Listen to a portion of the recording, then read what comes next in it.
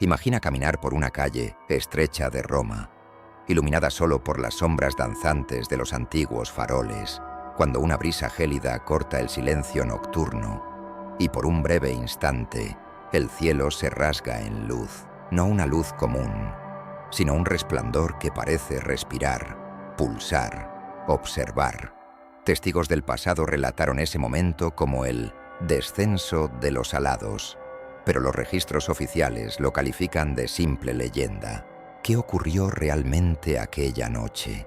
¿Y por qué, desde entonces, el silencio se adueñó del relato? Entre los susurros de la historia, existe una verdad enterrada bajo columnas de mármol, entre vitrales olvidados y manuscritos borrados. Una verdad que involucra figuras aladas, no como los ángeles que conocemos por las pinturas barrocas, sino como entidades que desafiaban cualquier dogma establecido, seres que surgieron en Roma no para consolar, sino para anunciar algo, y fueron inmediatamente silenciados. La Iglesia, depositaria del poder y guardiana de la fe, habría tomado medidas drásticas para ocultar esos acontecimientos, no por malicia, sino tal vez por miedo a lo que esas criaturas realmente representaban. Al fin y al cabo, ¿y si los ángeles que descendieron no eran mensajeros de luz, sino portadores de un conocimiento prohibido? En este video, nos sumergiremos en uno de los capítulos más encubiertos de la historia occidental. Cruzaremos criptas olvidadas, descifraremos inscripciones veladas y rescataremos fragmentos de una narrativa suprimida durante siglos. Prepárate para adentrarte en una Roma que nunca apareció en los libros, una Roma vigilada por ojos que no pertenecen a la tierra, porque quizá la cuestión nunca fue si vinieron, sino ¿por qué se nos impidió recordar? Roma, año 312 d.C.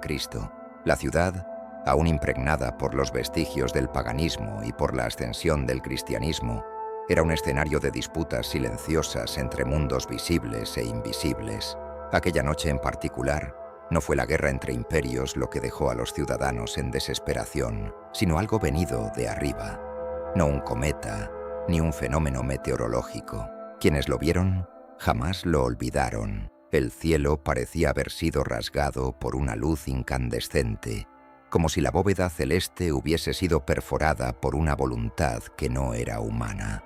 Crónicas no oficiales, transcritas por monjes ocultistas y guardadas lejos de los ojos del clero tradicional, describen el sonido como un cántico invertido, un coro que provocaba vértigo y lágrimas. Los testigos, escondidos en las sombras de las colinas o refugiados en las ruinas de antiguos templos, narraban la misma visión, figuras aladas, pero de proporciones colosales, con alas que parecían hechas de humo dorado, ojos que centelleaban como vidrio roto bajo la luz de la luna. Descendieron no en gloria, sino en juicio. No había aura de paz. Había una presencia que hacía hincar la rodilla incluso a los más valientes. En Trastevere, una anciana, cuyo nombre se perdió con el tiempo, dejó constancia en un diario oculto dentro de una caja de piedra de que los alados no tocaron el suelo, flotaron sobre el río Tíber y susurraron en una lengua que ardía en la mente. Buscaban algo o a alguien. Curiosamente, días después, varios niños desaparecieron en las afueras de la ciudad, seguidos por una oleada de suicidios entre los escribas y sacerdotes más ancianos. Algo había sido visto, algo había sido comprendido, y ese entendimiento quebró sus almas. La Iglesia naciente, aún consolidando su autoridad, se movió con rapidez. Los primeros obispos declararon que cualquier relato sobre el descenso celestial sería considerado herejía.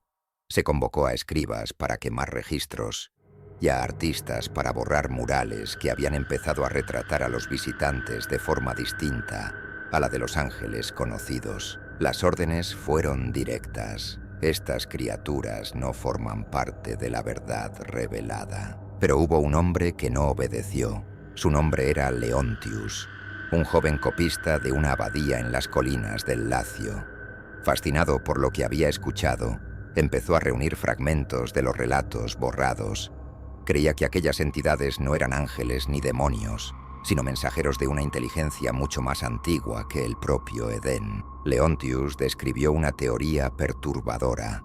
Los seres alados serían los vigías, entidades mencionadas vagamente en textos apócrifos, que descendieron a la Tierra en tiempos remotos para interactuar con los humanos, enseñándoles artes, ciencia y rebelión. El copista desapareció meses después, y con él sus manuscritos, pero los rumores insisten en que escondió copias en los cimientos de una de las primeras iglesias cristianas de Roma, construida sobre un templo pagano dedicado a la diosa Trivia, entidad asociada a los caminos ocultos y a las encrucijadas entre mundos. Casualidad o no, esa iglesia fue inexplicablemente sellada al siglo siguiente, y sus cimientos jamás se volvieron a abrir. 100 años después, durante la construcción de un acueducto subterráneo, los obreros afirmaron haber encontrado símbolos esculpidos en piedra, alas entrelazadas con serpientes, ojos en llamas e inscripciones en una lengua que ni siquiera los más eruditos podían traducir. Los trabajadores enfermaron días después. Algunos perdieron el habla, otros la memoria, y 2 fueron hallados muertos con marcas en los ojos, como si se hubieran quemado por dentro.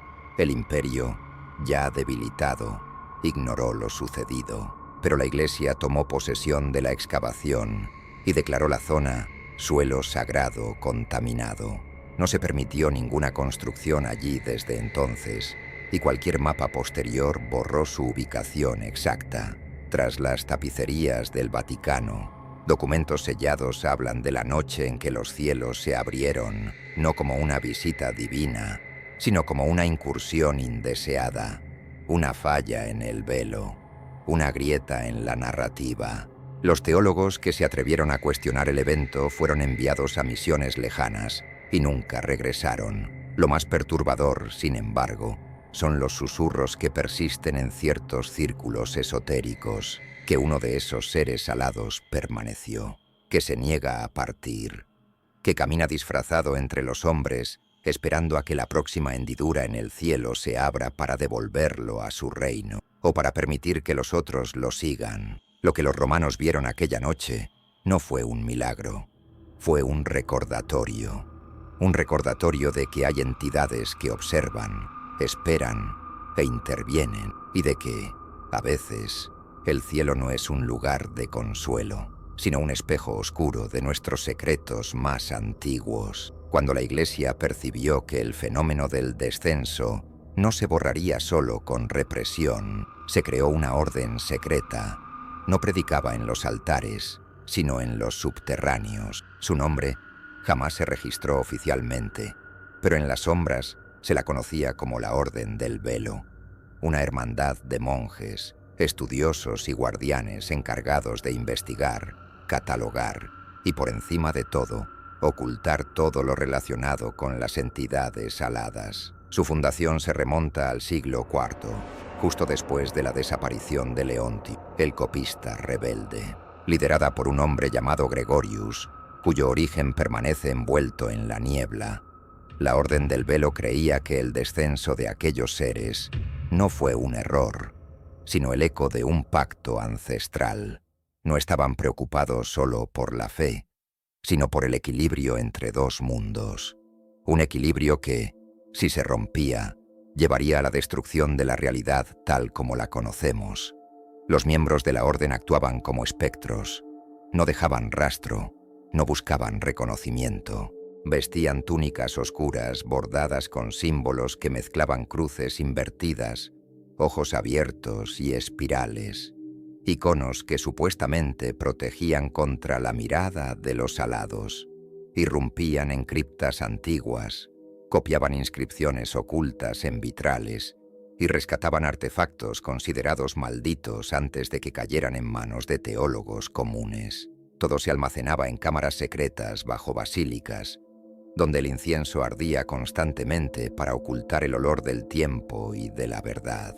El acervo de la orden creció como un organismo vivo. Lo llamaban la carne del silencio. Estaba compuesto por cientos de volúmenes, códices de piel humana, rollos de cobre y huesos grabados, donde se describían todas las manifestaciones de los alados desde la antigüedad. Entre los documentos más perturbadores se encontraba el Evangelio de Sangre, un manuscrito atribuido a uno de los propios visitantes celestes. En su primera página se leía: «Lo que cayó no fue castigado, fue exiliado». Y ahora, observa. Este texto describía con detalle la anatomía, los hábitos y los propósitos de los vigías. No se alimentaban, sino que consumían recuerdos. No hablaban, sino que se comunicaban por impulsos emocionales capaces de provocar éxtasis o terror. Creían que, mucho antes de la creación del hombre, ya existieron otras humanidades, todas destruidas cuando los alados decidieron intervenir. Ese documento jamás se hizo público, pero se dice que influyó silenciosamente en decisiones papales, concilios e incluso en interpretaciones teológicas sobre los ángeles, que empezaron a representarse de forma cada vez más idealizada y cada vez más distante de la apariencia real, registrada por la Orden del Velo. Pero la protección no duraría para siempre. En el siglo XII, un incendio misterioso consumió parte de la biblioteca oculta bajo la Basílica de San Clemente. El fuego surgió de la nada, y testigos relataron haber oído una especie de grito proveniente de las paredes antes de las llamas. Muchos creyeron que no fue un accidente, sino una señal de que alguno de los artefactos había despertado. 3 monjes murieron aquella noche. Sus pieles fueron halladas estiradas como pergaminos en el techo del santuario. Tras el incidente, los sobrevivientes de la orden dividieron los manuscritos restantes en pequeños núcleos. Los documentos fueron llevados a cuevas, criptas selladas y, según rumores, incluso a fortalezas lejanas en Transilvania, donde otras órdenes paralelas guardaban secretos aún más antiguos. La Inquisición, curiosamente, jamás tocó a la Orden del Velo, no por ignorancia, sino por obediencia. Muchos inquisidores eran entrenados indirectamente por miembros de esa hermandad, instruidos para reconocer manifestaciones de los alados disfrazadas de posesiones o milagros. Cuando alguien presentaba conocimiento inexplicable, cuando hablaba lenguas extintas o profetizaba con los ojos en blanco, los inquisidores lo sabían. No era el espíritu de un santo, era el toque de un vigía. En los siglos siguientes, varios papas habrían tenido contacto directo con los manuscritos de la orden. Uno de ellos, conocido solo como Benedictus Obscurus, sufrió visiones tan intensas tras leer el Evangelio de Sangre que ordenó cubrir con paños oscuros todos los ángeles pintados en el Vaticano durante 7 días. No dejó explicaciones, solo una frase escrita con sangre en su habitación: «No se han ido». Hoy, pocos creen que la Orden del Velo siga existiendo. Sus descendientes fueron absorbidos por otras órdenes, dispersos por el tiempo. Pero hay indicios de que algunos manuscritos sobreviven, protegidos por familias antiguas que juraron lealtad al silencio. Algunas de esas reliquias habrían reaparecido en ferias ocultistas, bibliotecas privadas o incluso en la Deep Web, donde fragmentos de sus traducciones provocan alucinaciones en quien se atreve a leerlas. Curiosamente, en 1998, un arqueólogo del Vaticano llamado Donato Rinaldi declaró en una entrevista que encontró un cilindro de bronce bajo el altar de la Basílica de San Juan de Letrán, que contenía símbolos de la Orden del Velo. Días después, se retractó públicamente y abandonó la carrera. Hoy vive recluido en un monasterio, donde repite en voz baja una única frase: «No son lo que dicen, están despiertos», porque quizá el verdadero propósito de la Orden nunca fue esconder a los alados, sino impedir su regreso. Roma es una ciudad donde cada piedra guarda un secreto y cada sombra parece ocultar una mirada. Pero hay algo que pocos perciben. Las iglesias, basílicas y catedrales no fueron construidas solo como templos de fe, sino como repositorios de un lenguaje olvidado. Un lenguaje hecho de símbolos, geometrías e imágenes que, al ser descifradas, revelan una narrativa distinta de la oficial. Una narrativa sobre aquellos que vinieron del cielo y fueron desterrados de la historia. Las construcciones religiosas de la Roma antigua se erigieron sobre antiguos centros de culto pagano. No fue mera coincidencia. Los arquitectos sagrados sabían que ciertos puntos de la ciudad guardaban líneas de cruce, intersecciones de energía que, según textos ocultos de la Orden del Velo, facilitaban manifestaciones del más allá. Esos lugares eran considerados portales, no hacia el cielo idílico de las predicaciones, sino hacia una realidad paralela donde los alados aún susurran. Uno de los ejemplos más inquietantes está en la Basílica de Santa María sopra Minerva. A primera vista, es solo otra bella iglesia gótica, pero detrás de sus altares, escondido entre arcos laterales, hay un vitral peculiar. No retrata a santos, sino a una figura alada caída, con el rostro cubierto por una máscara dorada y una mano extendida hacia la tierra. Alrededor, estrellas en caída y ojos abiertos en el cielo. No se dio ninguna explicación oficial, pero para los estudiosos de los manuscritos de la Orden, esta es la representación de Azael, el primero de los alados que se negó a regresar tras la ruptura entre los mundos. Esa imagen es solo una entre decenas esparcidas por templos menos visitados, generalmente fuera de las rutas turísticas. En la iglesia de San Pietro in Vincoli, una de las columnas contiene marcas que no son meramente decorativas. Vistas bajo una luz especial, revelan inscripciones hechas con pigmentos minerales que reaccionan al calor del cuerpo. Cuando se calientan, muestran alas envueltas por cadenas y un símbolo en espiral que aparece repetidamente en artefactos relacionados con los visitantes celestes. Estos símbolos también están presentes en las proporciones de las catedrales. La relación entre el ancho y la altura de muchas construcciones sigue un patrón que refleja el llamado Código de los Caídos, una secuencia matemática basada en el número 13, cifra tradicionalmente evitada por la liturgia, pero presente discretamente en ventanas, columnas y escalones de diversas iglesias. El más enigmático de esos códigos está en la propia Basílica de San Pedro, el corazón del cristianismo. Aunque magnífica en su imponencia, hay detalles que sugieren la presencia de un mensaje oculto. Los mosaicos del techo de la nave central presentan figuras angelicales con alas asimétricas y expresiones de dolor, una representación muy alejada de las imágenes serenas de los ángeles bíblicos. Un teólogo francés, Claude Vasselin, afirmó haber encontrado allí una secuencia numérica escondida en las teselas del mosaico que apuntaba a una fecha futura y a un regreso. La capilla de San Zeno, por su parte, es una construcción menor, pero alberga uno de los mayores enigmas visuales de Roma. Su fresco central muestra a un hombre rodeado por 4 criaturas: un león alado, un toro con ojos llameantes, un águila con escamas y una figura humanoide con alas negras y sin boca. Según la tradición, representan a los evangelistas, pero los registros de la Orden sugieren otra lectura. Son representaciones simbólicas de los guardianes de las puertas del firmamento, entidades que eligen quién puede atravesar entre los mundos.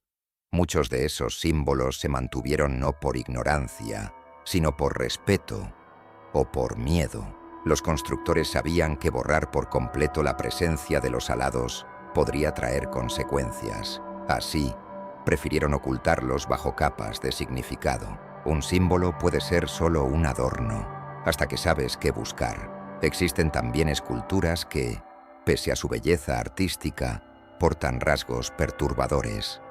Un ejemplo es el ángel del puente de Sant'Angelo, esculpido por Bernini. Uno de los ángeles allí representados tiene 6 dedos en cada mano, un detalle que pocos perciben, pero que aparece descrito en textos apócrifos como una de las marcas de los descendidos. Otro detalle está en la expresión de sus rostros, no de júbilo, sino de pesar, como si lloraran algo que todavía no comprendemos. Estos elementos se repiten con tanta frecuencia que es imposible tratarlos como coincidencia. Son mensajes en silencio, gritos contenidos en piedra. El arte sacro se convirtió en un escondite para verdades impronunciables, revelando que los alados no fueron solo visitantes, sino parte de algo mayor que moldeó silenciosamente la estructura de la fe. Lo más inquietante, sin embargo, es que esas representaciones continúan. Artistas modernos, restauradores e incluso arquitectos contemporáneos afirman recibir inspiraciones para obras con símbolos similares a los encontrados en las catedrales antiguas, aún sin haber estudiado jamás tales referencias, como si algo estuviera despertando de nuevo, algo que desea ser recordado.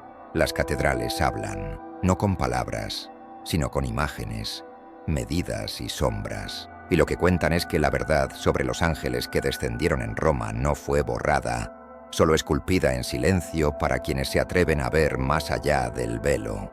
Pocos eventos son tan ocultos y peligrosos como el Concilium Umbrae, un concilio secreto, jamás registrado en los anales de la Iglesia, pero que, según registros rescatados por la Orden del Velo, habría tenido lugar en el año 897 en las profundidades del Vaticano, con un único propósito: juzgar la naturaleza de los seres alados que habían descendido siglos antes y que, según informes crecientes, nunca se habían marchado del todo.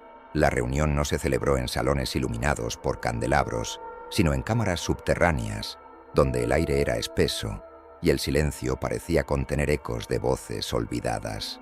Consta que participaron 13 miembros, entre ellos obispos, monjes ocultistas, representantes de las primeras órdenes esotéricas cristianas y un extraño hombre encapuchado cuya identidad jamás fue revelada. Muchos creen que no era humano, sino un emisario directo de los propios alados, traído bajo juramento de no intervención. La agenda era simple, pero sobrecogedora: determinar si los alados debían ser considerados ángeles caídos, mensajeros de un dios incognoscible o entidades autónomas, con designios y agendas propios. La deliberación no era teológica, era existencial, porque si los alados no servían a ninguna divinidad conocida, entonces ¿qué representaban? ¿Una desviación? ¿Una amenaza? ¿O el recordatorio de que la creación no era exclusiva de aquello que llamamos divino? Los relatos, rescatados por la Orden, describen una atmósfera de terror contenido.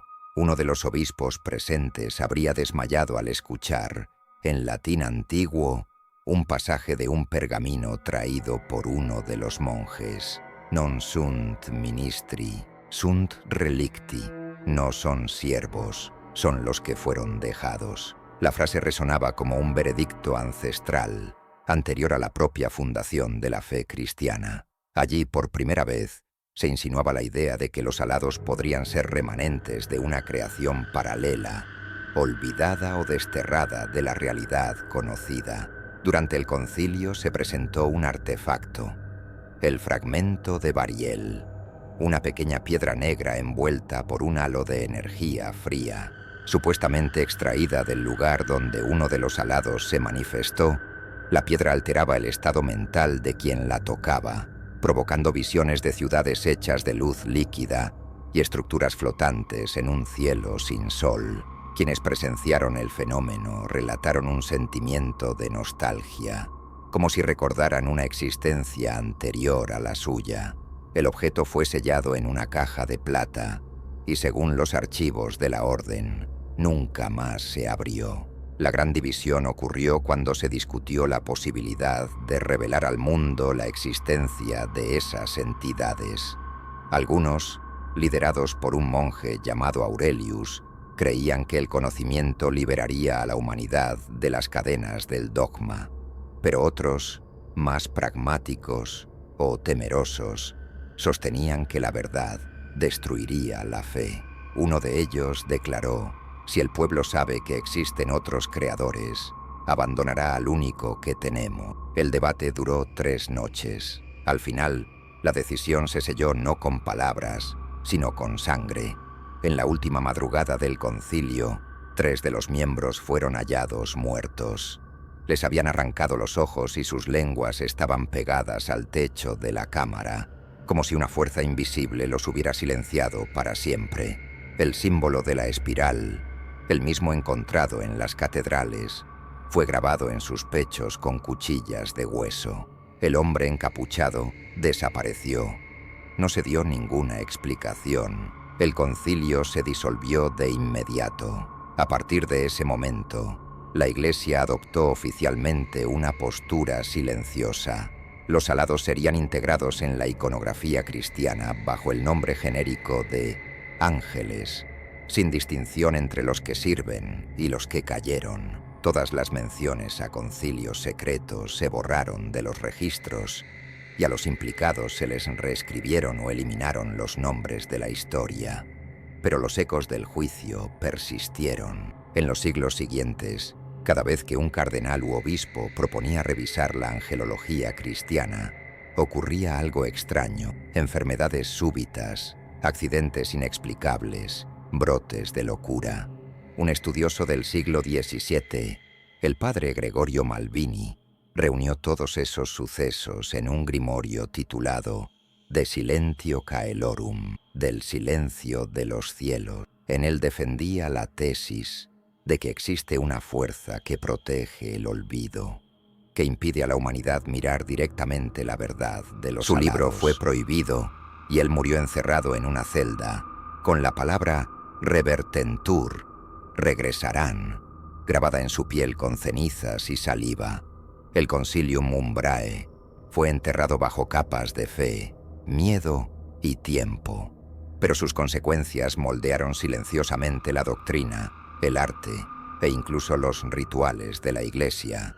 Ciertas oraciones, dichas solo en latín arcaico durante misas nocturnas, son invocaciones de protección contra presencias aladas que caminan entre los hombres. Y las campanas de algunas iglesias todavía repican a horas inusuales, no para marcar la liturgia, sino para mantener algo dormido. El juicio de los alados no fue una victoria del bien sobre el mal. Fue un pacto de silencio entre quienes sabían demasiado y quienes decidieron olvidar. Un acuerdo que, como todo secreto enterrado profundamente, amenaza con emerger cuando las capas del tiempo empiecen a ceder.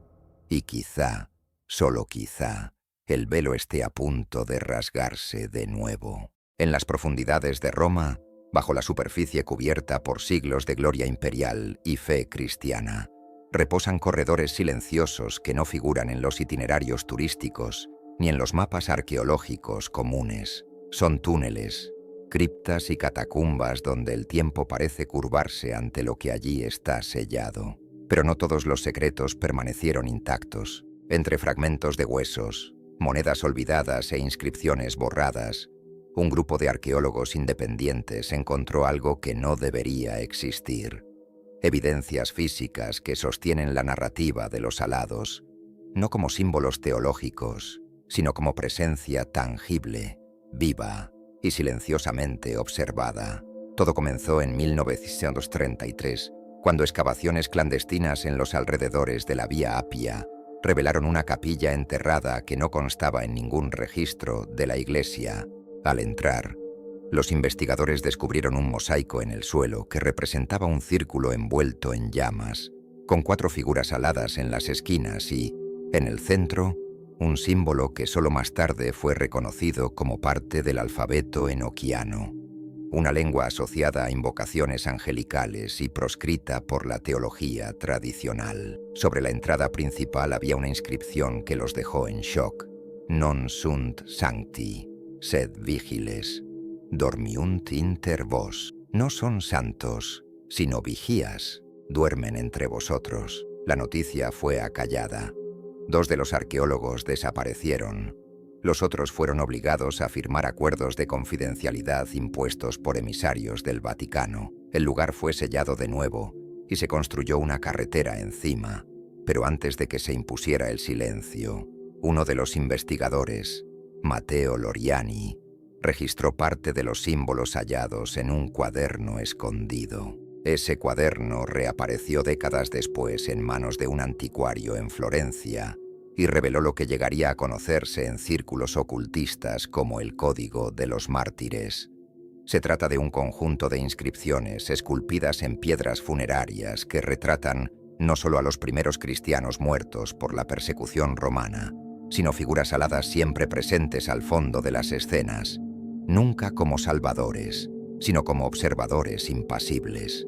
En algunas representaciones se pueden ver hilos de luz conectando sus ojos con los de los mártires, como si absorbieran sus últimos pensamientos. Otros registros muestran a estas entidades tocando el suelo con una especie de bastón, objeto que también aparece en relieves mesopotámicos antiguos asociado a divinidades que caminaban entre mundos. Más intrigante aún es que varias de esas figuras están representadas con un detalle común: los ojos cerrados, una simbología inusual, ya que los ángeles en la iconografía tradicional suelen tener los ojos abiertos, atentos al cielo. El cierre de los ojos, según interpretaciones de la Orden del Velo, sería una señal de juicio suspendido, como si esos alados no intervinieran, sino observaran, esperando. En las catacumbas de San Calixto, un panel oculto por yeso reveló una escena jamás documentada: un círculo de mártires arrodillados alrededor de una figura alada, envuelta por serpientes translúcidas. El rostro de la entidad estaba incompleto, dañado a propósito, según especialistas. La composición sugiere no un momento de martirio, sino de ofrenda. ¿Sería que esos mártires estaban devotos no al Dios cristiano, sino a los visitantes anteriores a la fe institucionalizada?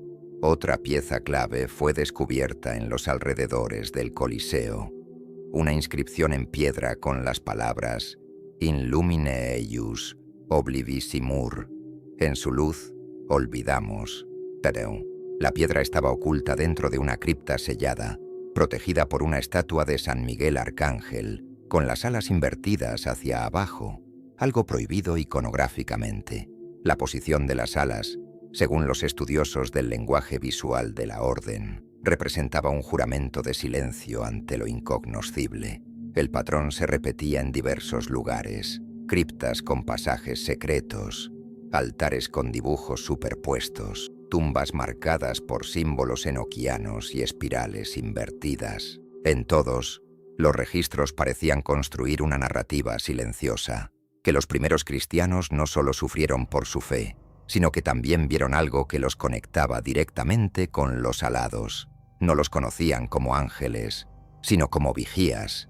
Algunos los adoraban, otros los temían, pero todos sabían que la verdad era mayor que los sermones.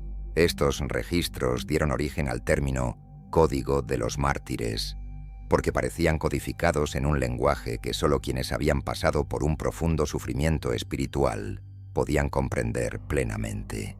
Hay relatos de monjes enclaustrados que, al meditar ante esos símbolos, entraron en estados de trance, donde afirmaron mantener conversaciones con voces sin cuerpo, recibir instrucciones para dibujar mapas celestes con estrellas desconocidas y hacer predicciones sobre acontecimientos que más tarde se cumplieron, como guerras, caídas de imperios e incluso pandemias. Durante la Segunda Guerra Mundial, tropas nazis llegaron a investigar algunos de esos lugares, en especial las catacumbas que contenían esas figuras.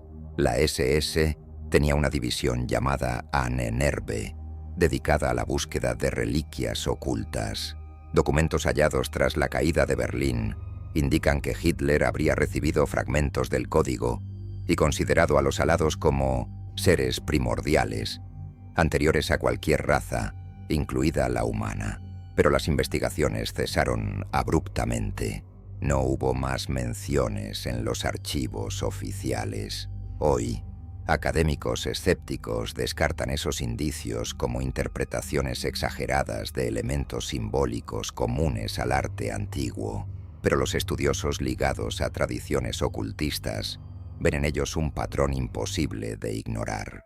Cada símbolo, cada espiral, cada par de ojos cerrados en las tumbas antiguas, parece susurrar que los mártires de Roma no fueron solo víctimas de la persecución imperial, sino testigos de algo que la Iglesia prefirió sepultar con ellos.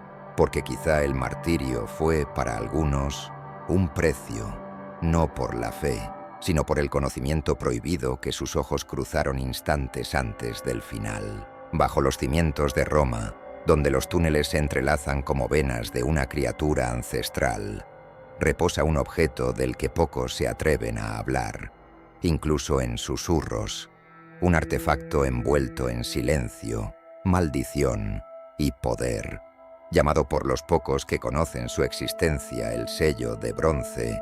No es una reliquia como las demás. No pertenece a ninguna estirpe de santos, ni forma parte de tradición litúrgica reconocida alguna. Es anterior, muy anterior, un fragmento de una era en la que los alados no solo descendían, sino que gobernaban. La primera mención al sello aparece en un pergamino rescatado durante excavaciones clandestinas en la región de la colina Palatina, en 1724. En él, un monje que firmaba solo como Servus Lucis describe el objeto como un disco metálico de aproximadamente 30 centímetros, cubierto por inscripciones móviles que cambiaban de posición según la presencia humana alrededor. Según el relato, el artefacto fue hallado dentro de un sarcófago de piedra, sellado con 7 cerraduras de una aleación desconocida cuya procedencia no pudo determinarse ni siquiera por los alquimistas del Vaticano. Lo que realmente inquietaba, sin embargo, no era el material del sello, sino su efecto. De acuerdo con el monje, cualquiera que lo mirara directamente durante más de 3 segundos entraba en estado catatónico. Los ojos quedaban fijos, los miembros paralizados, y el corazón desaceleraba hasta casi detenerse. Pero según los testimonios, mientras el cuerpo permanecía inmóvil, la mente parecía viajar a otro plano, un lugar de luz intensa y sonidos indescriptibles. Uno de los monjes que regresó de esos estados, solo 2 entre más de 10 que lo intentaron, repetía una y otra vez: están debajo, esperando a que alguien recuerde el nombre verdadero. El nombre verdadero. Esa frase resonó por los corredores del Vaticano, helando la sangre incluso de los cardenales más escépticos, porque en textos antiguos de la Orden del Velo existía la teoría de que los alados poseían nombres que contenían en sí el poder de la evocación. Pronunciarlos en voz alta sería lo mismo que romper el sello que los mantenía lejos de este mundo. El sello de bronce fue ocultado de inmediato, encerrado en una cámara a 7 niveles bajo el suelo del Vaticano. Su paradero se convirtió en secreto absoluto, conocido solo por 3 personas de cada generación: el Papa, el guardián del archivo oscuro y el prior de la Orden del Velo. Cada año, en una ceremonia silenciosa, los 3 se reunían ante el sello para renovar el voto de sellado, un ritual envuelto en cánticos jamás documentados, pronunciados en una lengua que no pertenece a ningún pueblo conocido. Pero nadie esperaba que el sello pudiera activarse por otros medios. Durante el pontificado de Pío XII, en 1942, una serie de suaves terremotos sacudió Roma sin explicación geológica. Las estructuras antiguas empezaron a vibrar, vitrales se quebraron solos, y al menos en 2 iglesias, testigos aseguraron haber visto sombras aladas proyectarse contra los altares, incluso sin fuente de luz aparente. Fue entonces cuando el sello brilló, por primera vez desde su descubrimiento. Informes secretos afirman que, aquella noche, el sello emitió un sonido, no como un instrumento, sino como un corazón latiendo. Un sonido grave, ancestral, que volvió denso el aire en las criptas hasta hacerlo irrespirable. El guardián de esa generación, un hombre llamado Antonello Bardini, enloqueció tras el evento. Se talló con sus propias uñas el símbolo de la espiral en los brazos y desapareció días después. Se cree que se arrojó a las aguas del Tíber, aunque su cuerpo nunca fue encontrado. A partir de entonces, el sello fue reforzado con barreras físicas y espirituales. Conjuradores ligados a tradiciones místicas antiguas, muchos ni siquiera cristianos, fueron llamados en secreto para garantizar que el artefacto jamás se activara de nuevo. La Iglesia, tras su fachada de fe, recurría a todo tipo de conocimiento olvidado para contener lo que ella misma no comprendía del todo. pero los susurros no cesaron. En cada ciclo lunar específico, en noches en las que la luna se oscurece por completo, hay relatos de que el sello respira. Una niebla metálica se eleva alrededor de la cámara. Se oyen voces infantiles, entonando himnos al revés, y, en un panel de cobre sobre la puerta, surgió con los años una nueva inscripción. Cuando el sello sea roto, el cielo será espejo del abismo. Lo más alarmante, sin embargo, ocurrió en 2007, cuando un grupo de hackers invadió los archivos secretos del Vaticano, operación conocida como Lux Intrusa. Entre los datos filtrados había un informe interno que describía que una parte del sello había desaparecido. Un pequeño fragmento fue arrancado de su borde, aparentemente de adentro hacia afuera. Nadie supo explicar cómo fue posible, pero se teme que alguien o algo del otro lado esté intentando abrirse camino de regreso. Hoy hay señales de que el sello de bronce se está reactivando. Aumentos inexplicables de actividad electromagnética en torno al Vaticano, colapsos momentáneos del tiempo registrados por relojes atómicos en el subsuelo de la ciudad, y un número creciente de sueños compartidos entre monjes enclaustrados, todos relatando la misma imagen, alas hechas de sombra cubriendo el cielo de Roma. Si el sello fue creado para mantener a los alados a distancia, su ruptura podría significar no solo su retorno, sino el reinicio de una historia que nunca debió ser borrada. Hay documentos tan antiguos que parecen haber sido escritos no para la humanidad de su tiempo, sino para eras futuras, mensajes lanzados al abismo de los siglos, esperando ojos preparados para descifrarlos. Uno de esos registros, conocido como la profecía del último eslabón, fue hallado dentro de una caja de madera fosilizada en el monasterio de San Benedetto, en las afueras de Subiaco. Escondido bajo el altar de una capilla desactivada, el texto contenía un manuscrito sin nombre de autor, solo un símbolo, 2 alas unidas por una cadena rota. La Orden del Velo lo identificó como obra de un monje solitario del siglo VI, llamado simplemente Anastasios, figura envuelta en misterio, y cuyo nombre aparece en otros registros como el que vio y no se quebró. Se dice que Anastasios, tras un ayuno de 77 días en las grutas de los montes Simbruini, recibió una serie de visiones entregadas por una entidad envuelta en luz oscura, una contradicción que se repite en los relatos: brillo sin origen, calor sin llama, presencia sin cuerpo. La entidad no le dio órdenes, le dio recuerdos de un futuro que aún no ha ocurrido.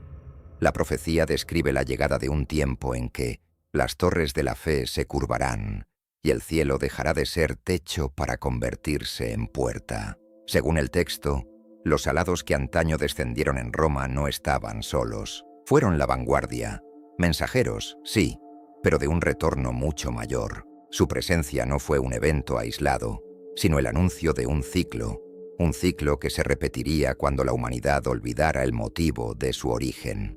Las señales del regreso fueron descritas con una precisión perturbadora.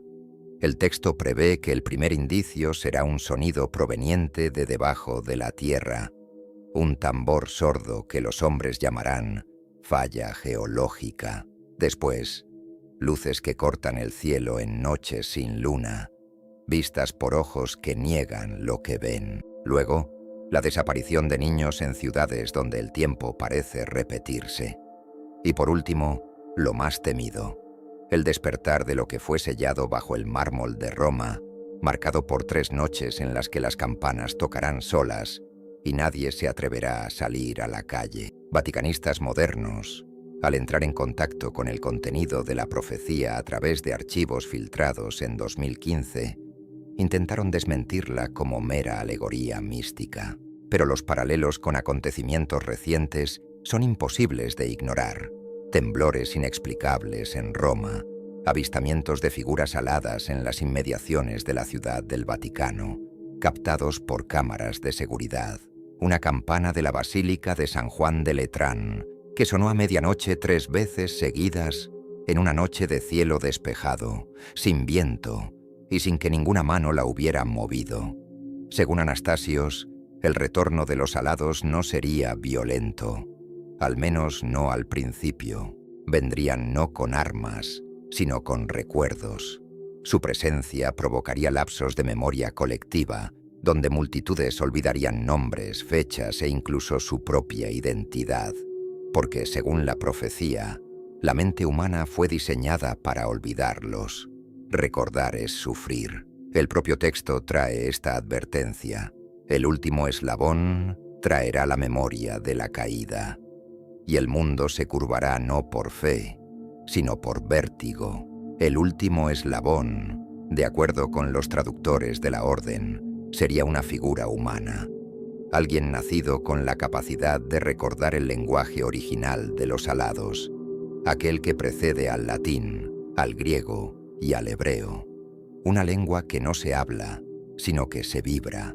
El texto sugiere que ese eslabón sería reconocido no por milagros, sino por su ausencia de sombra.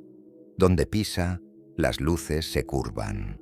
Donde habla, responde el silencio. Sería el responsable de reabrir el sello de bronce e invocar los nombres prohibidos, rompiendo el pacto hecho en el Concilium Umbrae.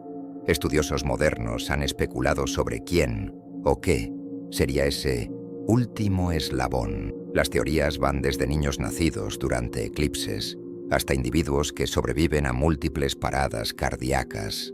Hay incluso informes no confirmados de que, entre 2009 y 2012, 3 personas fueron mantenidas bajo observación por el Vaticano tras demostrar reacciones violentas al entrar en contacto con textos enoquianos. Pronunciaban frases sin sentido, entraban en éxtasis y repetían una palabra. Advenient. Sea como fuere, la profecía concluye con una imagen perturbadora.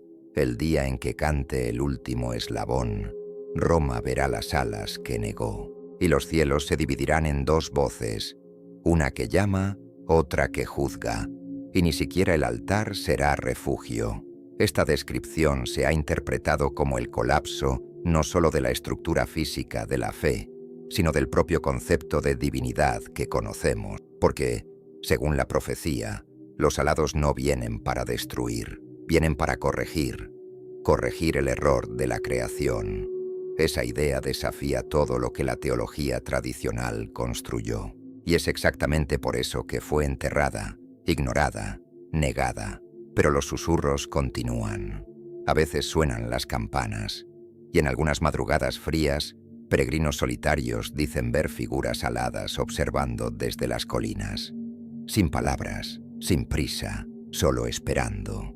Porque la verdad, como advierte el propio manuscrito de Anastasios, no está en las escrituras, sino en aquello que les fue borrado. Roma, ciudad eterna, se alza sobre capas de piedra, fe y silencio. Sus pilares sostienen no solo templos y monumentos, sino una historia cuidadosamente moldeada para mantener intacto el velo, el que separa lo que se nos permitió recordar de lo que se nos obligó a olvidar. La historia de los ángeles que descendieron en Roma no es solo un capítulo prohibido de la fe, es una herida abierta en el tiempo, una cicatriz mal cosida por las manos del dogma, por miedo a que lo que acecha detrás de ella se revele al mundo.